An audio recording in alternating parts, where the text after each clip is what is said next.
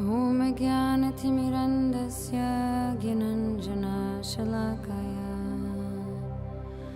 Chakshurunmilitam Yena Tasmai Shri Gurave Namah. To go to the 22nd chapter of the Madhya Leela in the Chaitanya Charitamrita written by Krishnadas Kaviraj Goswami. And in that particular chapter, Chaitanya Mahaprabhu, who's Lord Krishna himself, who appeared 526 years ago in West Bengal, is explaining the 26 characteristics of a devotee to Sanatana Goswami. Sanatana Goswami is one of the great Goswamis of Vrindavan. So here the qualities of a devotee are explained by Lord Krishna himself in the form of Chaitanya Mahaprabhu to a most exalted devotee who is Sanatana Goswami. And some of the characteristics of a pure devotee are: the devotee is very kind to everybody. The devotee is very merciful. The devotee is equal to all living entities. The devotee of the Lord is one who is compassionate, who's very, very kind-hearted. So these are all some of the characteristics of a devotee. When somebody says, I'm a devotee, we'll have to think whether we have these qualities and all the other qualities, the 26 qualities that Lord Krishna himself in the form of Chaitanya Mahaprabhu is describing to Sanatana Goswami in the 22nd chapter of the Madhya Leela. And there is also a wonderful verse in Bhagavad Gita, the 18th verse of the 5th chapter. Lord Krishna is explaining about the qualities of a sage, and they are not different from the qualities of a devotee. Vidya Vinaya Sampanne, Brahmani Gavihastini, Sunichaiva Swapakecha, Pandita Samadarshina. So here it is said, a sage, a humble sage, by virtue of true knowledge, sees everyone with equal vision. Whether it is a gentle and humble Brahmana, whether it is a cow, whether it is an elephant, whether it is a dog or a dog eater, this humble sage sees everybody equally. So those are the qualities of not only the sage, but are the qualities of a devotee as well. So Lord Krishna says, who are released from all kinds of sins? They are the devotees. So the devotee of the Lord are released from all kinds of sins. Why does the devotee see a Brahmin? Why does the devotee see a cow? A cow is in the mode of goodness, elephant is in the mode of passion, and dog is in the mode of ignorance by the qualities. But he sees beyond that. Why does he see everybody as equal? Because he's seeing beyond the obvious, beneath the obvious. All what we are wearing is outer covering, the body color, black or white or male or female or beautiful or young or old. All these are outer layers, outer covering. But a devotee or a sage is able to see beyond that. He sees that we are all spirit souls. So qualitatively, the dog and the Brahmin and the elephant, everybody is the same, because we are the spirit soul. That is what he sees. He sees beyond the obvious. And the soul is qualitatively the same for anyone and everyone. That is the quality of a devotee. Then let's go through another important word in this verse. So we have understood who a devotee is. The next word is the devotees of the Lord. So who is referred to here as Lord? So it's not the Lord of the Rings or anything like that. But here what is mentioned as Lord is the Supreme Personality of Godhead, Lord Krishna, who is Bhagavan, who is the Supreme Personality of Godhead possessing all the 6 opulences in full. And what are the 6 opulences? Wealth, strength, fame, beauty, knowledge, and renunciation. So these are the 6 opulences that Lord Krishna possesses in full. Hence, he is the Supreme Personality of Godhead, and that is the Lord that is referred to here. then are released from all kinds of sins. All kinds of sins. So sins can be committed knowingly, can be committed unknowingly. Sins can be big, sins can be small. What are the examples that you can think of unknowingly committing sins? When we walk on the road, whether with the shoe or without the shoe, we are killing a lot of insects that are there on the road, on our pathway. When you are driving in the car, we are actually killing many insects and creatures that are in the road. We do not know that, but they are getting killed. When you are driving in the car, especially if you are driving far away from Mississauga, there are many insects that hit the windscreen and they die. So we don't have control over that. When we are driving in the highway, they come, hit the windshield and they die. Knowingly or unknowingly, we have committed the sin. Similarly, when we are breathing, so many living entities get killed. When we are walking, trampling, driving, so every part of our life, there is some living entity that can die. When we put the light in the backyard, in the night, there are some insects that come and in the heat they get burned. So knowingly or unknowingly, we are committing a lot of sins.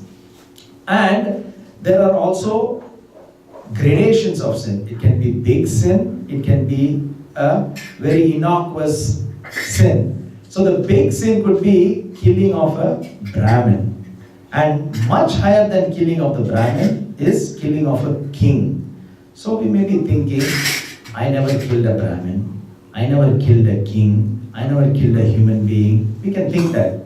But can we be confident and sure that we did not kill anybody in the previous life? Can we be sure that we did not kill anyone in 2 lives before that, 3 lives before that? We cannot be sure. Now, we can also say, we did not, I know that we did not kill because I do not see the impact of it. I'm not getting the effect of the sin. But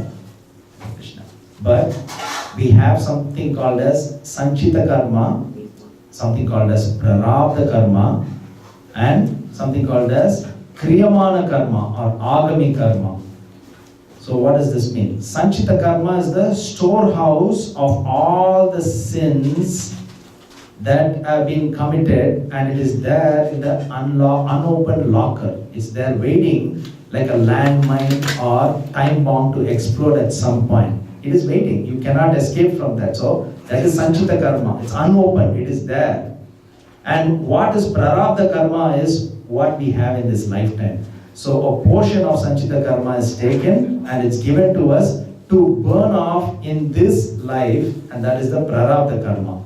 And this Agami or Kriyamana Karma is the choices that we have in front of us every minute. We have the choice of either taking a spiritual decision or taking a bad decision. And when we perform an inappropriate action, that karma is also stored in that Sanchita Karma. It goes back into the locker at some point to be given to us to burn that up in subsequent lifetimes. And it is said, or Acharya says, some of the karmas may take many hundreds of years to burn away.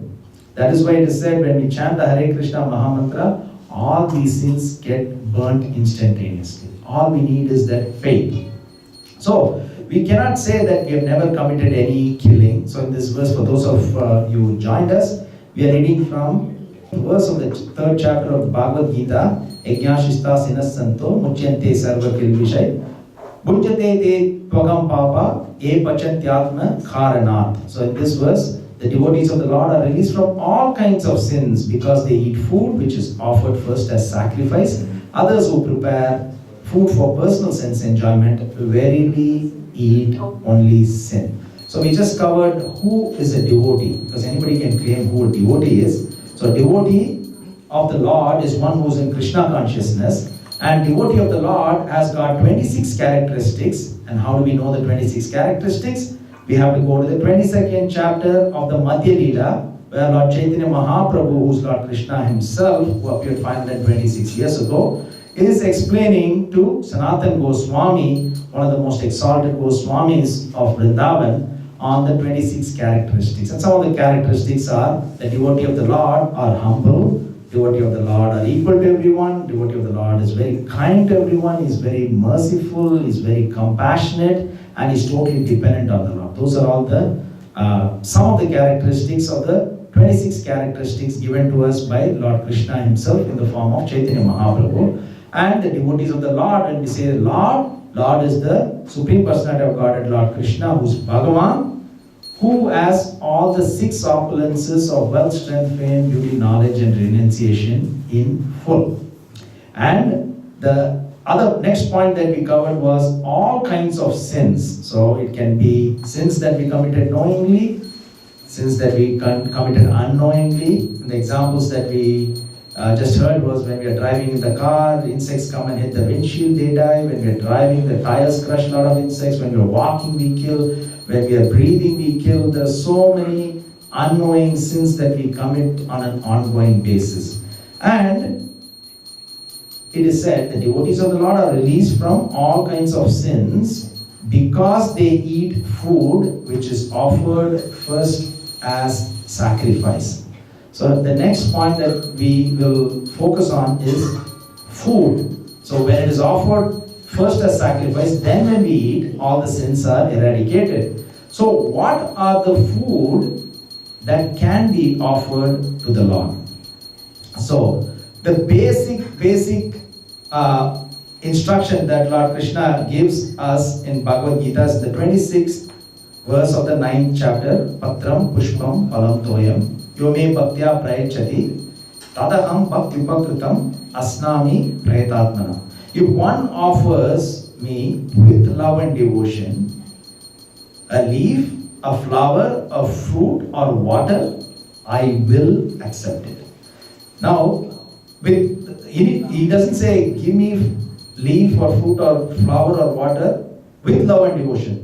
He starts off by saying, if you offer me with love and devotion the leaf or fruit or flower or water. So the main ingredient here is love and devotion, more than the specific thing that we offer to the Lord.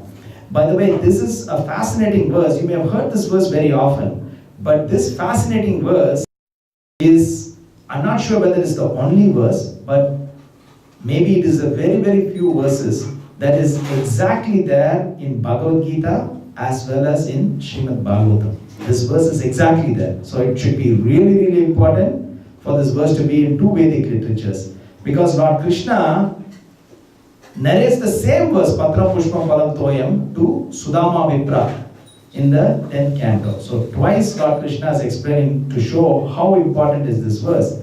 And in the 8th canto of Srimad Bhagavatam, Lord Brahma is praying to Lord Vamanadev right after the Bali Maharaj pastime. Bali Maharaj has been tied with rope of Varuna because he's unable to keep the promise of giving third step that he had promised. And at that time, Lord Brahma pleads on behalf of Bali Maharaj, and he says, my dear Lord, even when one offers you water, and he adds one more, he says, freshly, newly grown grass. One offers you water or newly grown grass or flower, you offer the exalted position in the spiritual world.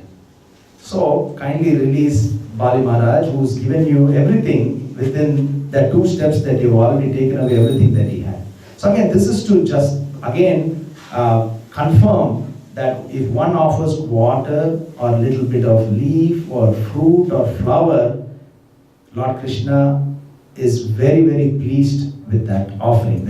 Again, the most important thing is offering with love and devotion. And the same meaning is also given through an advice by Narada Muni to Dhruva Maharaj. When Dhruva Maharaj is going on the way to go and perform this severe yajna, at that time, Narada Muni is advising Dhruva Maharaj to do the same thing, offer water, flower or fruit. So such an exalted verse that is repeated, or at least the meaning is repeated quite a few times in the Vedic literature. So, what to offer it's not just leaf or fruit or water or flower, but in Vedic literatures, in various pastimes, we get to know what are the other bhoga that we can offer. Because some of you may wonder, Lord says fruit, flower, leaf or water, then why are we offering all these sabjis to the Lord? Somebody may have thought about it. But for us to know what are the other things that we can offer, we'll have to read the various Vedic scriptures when during the earthly pastimes of Lord Krishna, which we can read from the 10th canto of Srimad Bhagavatam, plus all over Chaitanya Charitamrita, we have various instances of different wonderful vegetarian preparations that were offered to Lord Krishna and Lord Chaitanya Mahaprabhu. So we learn from that as to what we can offer. From the 10th canto of Srimad Bhagavatam, we read that when Lord Krishna was tending the calves and the cows, when he went to the forest, Mother Yasoda packed him. Like when we go for school, we take lunch box, or to work we take lunch box. Lord Krishna used to take yogurt and rice. So this is another example, not just patram, pushpam, palam. So Lord Krishna really enjoyed eating yogurt and rice. And in the 10th canto again, after the Govardhan Leela, right after Lord Krishna put Govardhan back in the same place, at that time the cowherd women offered Lord Krishna yogurt with water, which is like buttermilk. So these are all the hints that we get as to what we can offer. And also unbroken barley corns were offered to Lord Krishna. And Lord Krishna enjoyed that offering that were given to him. And there are various other examples. We'll go through some. I'll read one more verse. This is from the 10th canto, 24th chapter, 26th verse. Here Lord Krishna is advising Nanda Maharaj just before the Govardhan Leela, do not do this offering to Lord Indra, but offer it to Govardhan. So again we'll get hint as to what we can offer to Lord Krishna.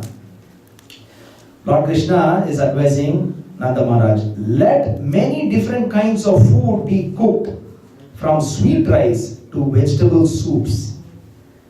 Many kinds of fancy cakes, not cakes, fancy cakes, both baked and fried, should be prepared, not may be prepared, should be prepared. And all the available milk products should be taken for this sacrifice. And Prabhupada in his purport says, the word supa indicates bean, broth, and also liquid vegetables. Thus, to celebrate the Govardhan Puja, Lord Krishna called for hot preparations like soup. So again, it's not just soup, it has to be hot. Hot preparation like soup, cold preparations like sweet rice, and all types of milk products. So we get more hints of what Lord Krishna wants. Not just patram, pushpam, palam, that's basic, with love and devotion. Everything should be offered with love and devotion. But some examples from Srimad Bhagavatam, that's from the 10th canto. From the 11th canto of Srimad Bhagavatam, Lord Krishna is explaining to Uddhava few more examples of what can be offered to Lord Krishna. This is from the 11th canto, 27th chapter, 34th verse. Within his means, the devotee should arrange to offer me sugar candy, sweet rice, ghee, rice flour cakes, various sweet cakes, steamed rice flour dumplings filled with sweet coconut and sugar, wheat cakes made with ghee and milk and covered with sugar and spices, yogurt, vegetable soups, so that's coming very often, vegetable soups, and other palatable foods. So this is some examples from Srimad Bhagavatam as to what we can offer. Now, in Chaitanya Charitamrita, there are so many other examples that we can take as to what we can offer to the Lord, because Lord Chaitanya Mahaprabhu is not different from Lord Krishna. And one thing that comes to mind is from the 3rd chapter of the Madhya Leela. Lord Chaitanya Mahaprabhu goes to Advaita Acharya Prabhu's house, and he was there for 10 days. And Advaita Acharya Prabhu and his wife made amazing preparations for the Lord. Again, vegetable soups, Saag. Saag is different types of spinach. Bitter gourd. Different types of cakes. Fried eggplants. So these are all the examples that we read from the 3rd chapter of the Madhya Leela. And from the 17th chapter, if you remember the Jarikan pastime. So that is in the 17th chapter of the Madhya Leela. The Jarikan pastime, Balabhadra Bhattacharya is a servant of Chaitanya Mahaprabhu. He's traveling with Lord Chaitanya Mahaprabhu and through the forest. And that's when Lord Chaitanya Mahaprabhu made all the animals dance and chant. And at that time, when Lord Chaitanya Mahaprabhu is passing through the Jarikan forest, Balabhadra Bhattacharya took whatever vegetables that were grown in this wild forest, whatever fruits that were grown there, and made amazing sabji to the Lord, and the Lord relished these offerings. So again, more examples of what we can offer to the Lord. So anything that is vegetarian, and Lord's favorite is bitter gourd, fried eggplant, of course yogurt and rice. And then there are some more examples. We'll just go to Madhya Leela 15th chapter. Here Mother Sachi prepared wonderful preparation for Chaitanya Mahaprabhu. But she is in West Bengal and Chaitanya Mahaprabhu is already in Puri. But Chaitanya Mahaprabhu himself is explaining, one day my mother Sachi offered food to Saligram Vishnu. She offered rice cooked with sali paddies, various kinds of vegetables, spinach. Again, the spinach comes very often. Curry made with banana flowers, fried patola with nimba leaves, pieces of ginger with lemon, and also yogurt, milk, sugar candy, and many other foods. And Lord Chaitanya Mahaprabhu was saying, because it was offered with love and devotion, while she was thus thinking and crying, this was in Mayapur, and Chaitanya Mahaprabhu is in Jagannath Puri, I immediately went there with great haste and ate everything. And one more example of the wonderful offerings that were made in Sarvabhauma Bhattacharya's house. This is again from the 15th chapter.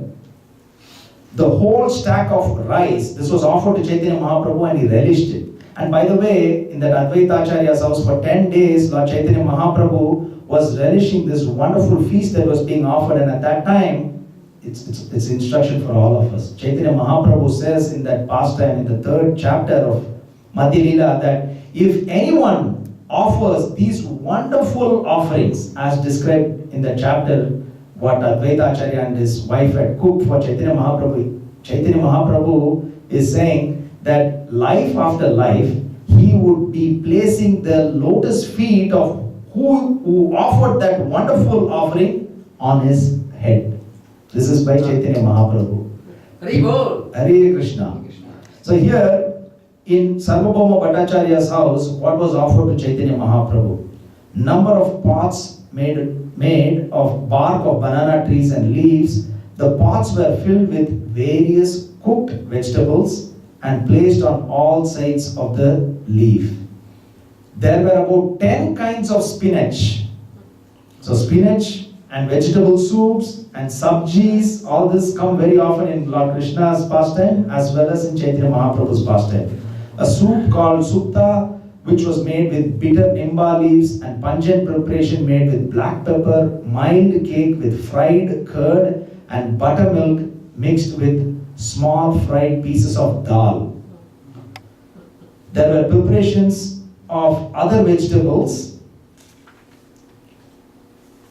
They included eggplant with newly grown nimba leaves fried together and fried rounds of squash and pumpkin. So it goes on and on. So in a way, Chaitanya Mahaprabhu and Lord Krishna relished any vegetarian food that was offered with love and devotion. So the most important ingredient is love and devotion. If we offer something to the Lord, even if it's a wonderful feast, the Lord will not accept it. It's like not putting salt and spices, and if it is offered to somebody, will they eat? No. So like that, the love and devotion are the most crucial ingredient in whatever is being offered to the Lord. So we now know what can be offered, not just patram or pushpam or palam or toyam, but from the Vedic literatures we hear so many other wonderful vegetarian dishes can be offered to the Lord. Of course, the crucial ingredient is love and devotion, and then we add tulasi in every offering before we offer to the Lord. And what are the prayers that we offer to the Lord? So when we are ready, then we offer the prayers to the Lord. What are the prayers that we offer? Namo Vishnupadaya Sai Gurule Srimade Bhaktivedanta Swaminiti Namine. What does that mean? I offer my respectful obeisances to His Divine Grace A.C. Bhaktivedanta Swami Srila Prabhupada, who is very dear to Lord Krishna because he's taken shelter of Lord Krishna's lotus feet.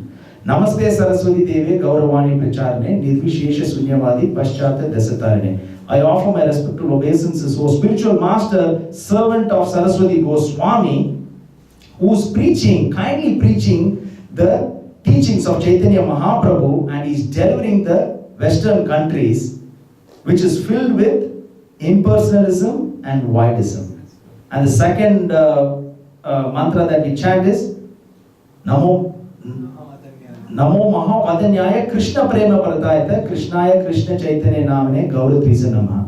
I offer my respectful obeisances to the most munificent incarnation of the Lord, who's Lord Krishna himself, appearing in this golden color. Trisa means golden color of Srimati Radharani, and giving pure love of God freely to everybody. That's the second prayer. And the third prayer is Namo Brahmanya Devaya Go Brahmana Itaya Jagaditaya Krishnaya Goindaya Namo Nama. Now this particular verse is from Vishnu Puran, and it is one of the 4 verses that Chaitanya Mahaprabhu chanted in front of Rath Yatra Ghat in Jagannath Puri every year. So this again we can read from Chaitanya Charitamrita. When His Grace Dravid Prabhu, he comes here every year during the Rath Yatra, he chants this as well. So these are the 4 verses. The first of the 4 verses is this third verse that we chant when we are offering the Bhoga. So we offer these wonderful prayers. So what is the meaning of this prayer? Namo Brahmane Devaya Go Brahmana. He's the supreme well-wisher of the Brahmins and the cows and the benefactor of living entities. So this is the meaning of this verse. And how do we offer? So now that we have the Bhoga that the Lord likes, we know from all these pastimes, and we offer this prayer. And so we offer tulasi, and we have the love and devotion there. And then what is the next step? So our acharyas teach us that we have to meditate on the following, because some newcomers may be wondering, when we offer the Bhoga, we are chanting Srila Prabhupada's prayer first. So that means, is Prabhupada eating? No. So what is the meditation here? When we offer it through our Guru, it goes to Srila Prabhupada, and through Srila Prabhupada, through our acharyas in the disciplic succession, and it goes to Lord Krishna, Srimati Radharani, and Gauranita. So that's the process flow. It goes through this way, and they want us to meditate on this as we offer the prayer, and we are waiting for a few minutes, that it is going through this disciplic succession chain, and the Lordship are relishing these wonderful Bhoga. So we have to meditate on that, and after they eat, it is sent through the same line back to us. So when we honor the prasadam, we don't eat the prasadam, because it's not different from Krishna. When we honor the prasadam, we are not just eating Mahaprasadam, we are eating Mahaprasadam, because the remnants of all the acharyas as well, after Lord Krishna and Gauranita. So that is the process, so meditate on that. So from start to finish, this is the process flow. And our acharyas again teach us that it is not just offering with love and devotion. That is only part of the process. It starts way before. And when is that? When we, even before preparation, how do we work for the Lord? Because somebody can work illegally and take that money and offer with love and devotion. Some people may cheat putting it there, but that is not here. So you work legally. How can you work legally? By thinking of Krishna all the time.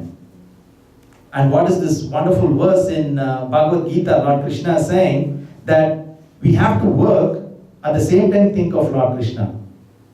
Anybody remembers that wonderful verse? Tasmat sarveshu kaleshu mam anusmara yudhyacha mayarpita manobuddhir mam evaishyas asamshaya. So Lord Krishna is explaining to Arjun and through Arjun to us, continue to do your duty, but think of me all the time. So that means we will not be working illegally. So we'll be working legally in the correct way, in a proper way. So with that, we get the money. So the money is good money. And with that money, we buy the grocery. And we have to buy the best grocery possible, best quality, because it's not for us that we are cooking, but we are cooking for the Lord. So it starts from there. You work legally, we make money legally, and then we buy the best Bhoga for the Lord. And then when we cut the vegetables, in what consciousness we cut?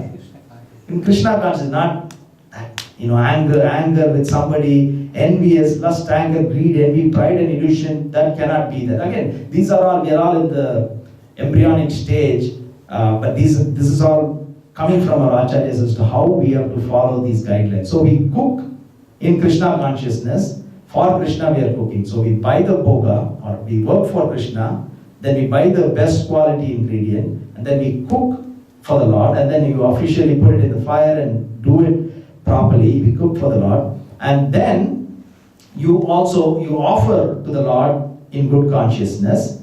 And how does the Bhoga become prasadam? How does it become? It's two-way. One, you offer, and it has to be accepted. So if it is not accepted, then it is not a prasadam. So how is it accepted? Again, by offering with love and devotion. So we know what to offer now, based on some of the pastimes that you've heard. What not to offer. So obviously, Prabhupada has said that Lord Krishna is vegetarian. So we offer vegetarian Bhoga to the Lord, but within that, we don't offer onion and garlic. So many of us may be wondering, where does it stay, what is the background behind that? So we did some research and we got 3 different pastimes as to why onion and garlic is not used. This is mainly from His Holiness Bhakti Purushottam Maharaj's lectures from different Vedic literatures. So the first one is in Satya Yuga, there was a Gomeda sacrifice being done. So again, this is not recommended in Kali Yuga. A sacrifice was being done where the great rishis and Brahmins used to chant wonderful Vedic hymns, and the old cow that is offered as sacrifice gets a younger body after they chant all these wonderful Vedic hymns. And because of the paraphernalia that was available for performing such sacrifices, now we don't get pure paraphernalia like ghee. So at that time when this Gomeda sacrifice was being done, the wife of one of the rishis was pregnant. And during pregnancy, women have urge to eat different things. And it is said if the woman who's pregnant does not eat what she wants, the child who's born will be releasing saliva from the mouth all the time. So this pregnant lady was so desperate to eat this small piece of cow. This is from the left side of the body of cow. So she took that piece of cow and she was hiding it, waiting for the appropriate time to eat it. And by that time, she could not find the appropriate time because everybody was watching, and so she was holding it in her hand. And by that time, the rishis and the Brahmins chanted the mantra to get the cow back to life in a younger body. When the cow came back to life in a younger body, there was a hole in the left side of the cow because the rishi's wife was holding on to that small piece of flesh. And because of the mantras, this flesh also got life. So she knew something is moving a little bit. So, and she knew that she cannot eat, it's too late. So she threw it in a land nearby. And the rishi meditated and he found out his wife had actually taken it to eat, but she didn't eat. And when it fell down there, it turned, actually the bone from the flesh turned to garlic, white color, you can remember that. The bone turned into garlic, the flesh turned into onion, and the blood turned into red lentil. So we don't eat red lentil also. So that's another pastime in this. So that is one of the stories as to why we don't eat garlic and onion. Again, this is from the Vedic literature as quoted by His Holiness Bhakti Purushottam Maharaj. And the second pastime is during the churning of ocean of milk. At the end, when the nectar came out, the demons snatched the nectar that they were about to drink, and the demigods prayed to the Supreme Personality of the Lord, Godhead, and he appeared in the form of Mohini Murti Avatar, the most beautiful woman incarnation ever. And Mohini Murti Avatar snatched the nectar from the demons and gave it to demigods.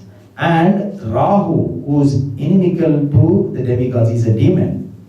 And he, in the guise of a demigod, he also took some of this nectar. And when it was about to go through his neck, that's when Surya and Chandra, because they are inimical to Rahu, they immediately said that he's a demon, he's drinking this. And then Supreme Lord released the Sudarshan Chakra and his neck got cut.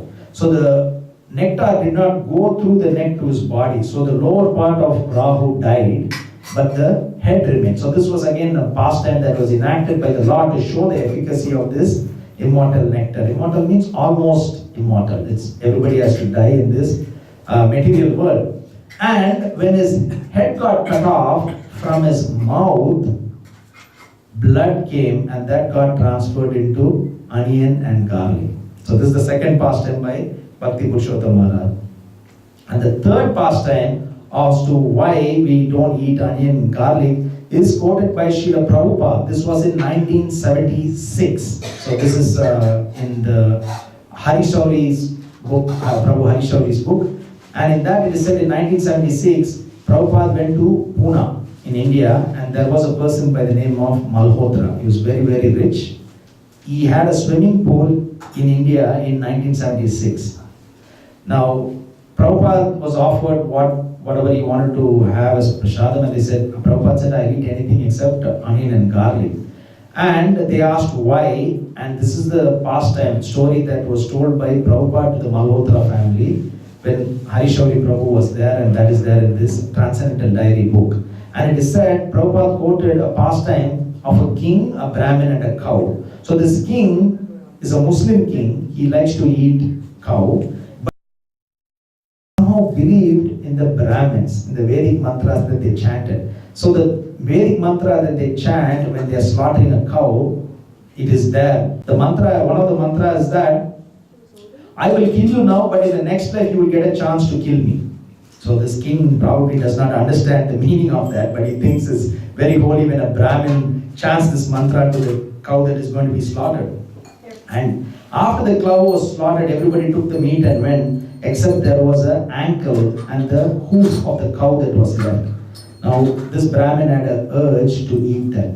So he could not take it home because they had a lot of relatives at that time and they were all leaving the next day. So he took that whole ankle with the hoof of the cow and he had buried it in the neighboring forest, and he went to come back next day. When he came back next day, the hoof turned into garlic and the ankle turned into onion.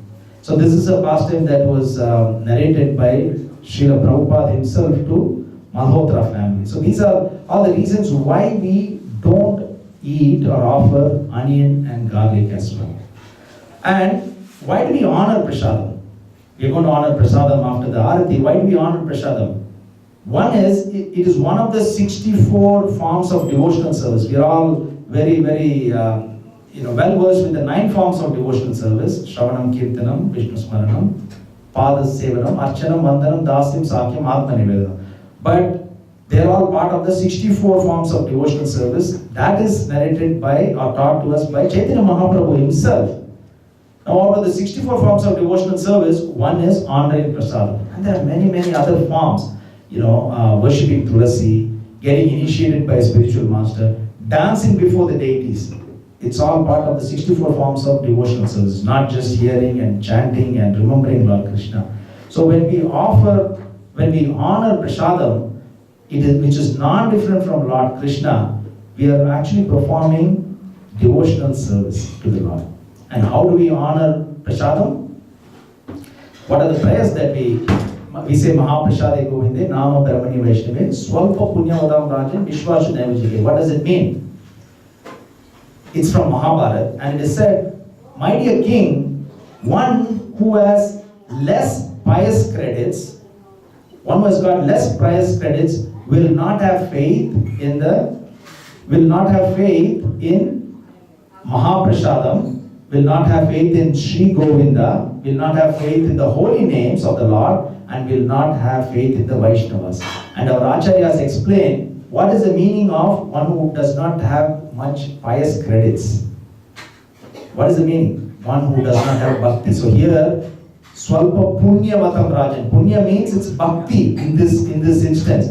So when we don't have bhakti, then we will not have faith in Mahaprasadam, we will not have faith in Sri Govinda, we will not have faith in the holy names, we will not have faith in the Vaishnavas. And the second part of the verse, which we say, second verse that we chant, Sarira Mitijal, Jodendritayakal, Jiva Pere Vishisagare, Taramade Jivati, Lobo Moy Sudurmati, Take Jeta Kathe Samsane, Krishna Baradoyman, Karibara Jivjoy, Swaprasadana Dinobai, Senamrita Pau, Radha Krishna Bharagao, Premita Pau, Chaitanita, Jainima Jainita. So this means the material body is a network of ignorance, and the senses are the greatest enemies.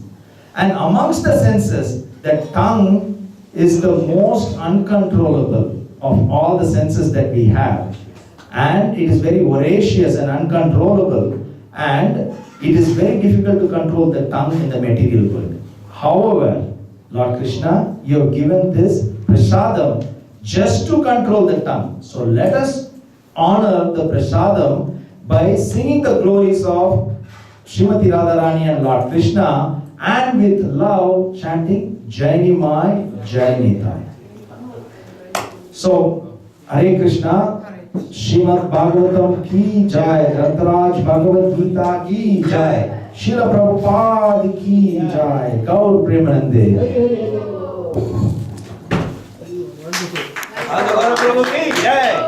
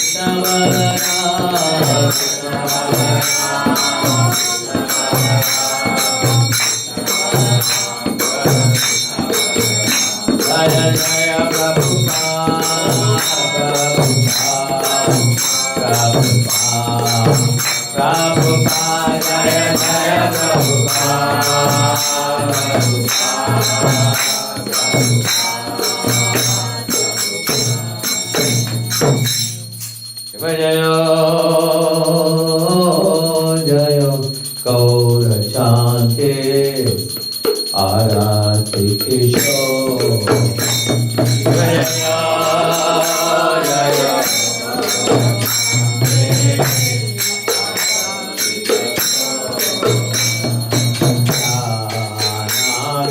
Jaya Jagamana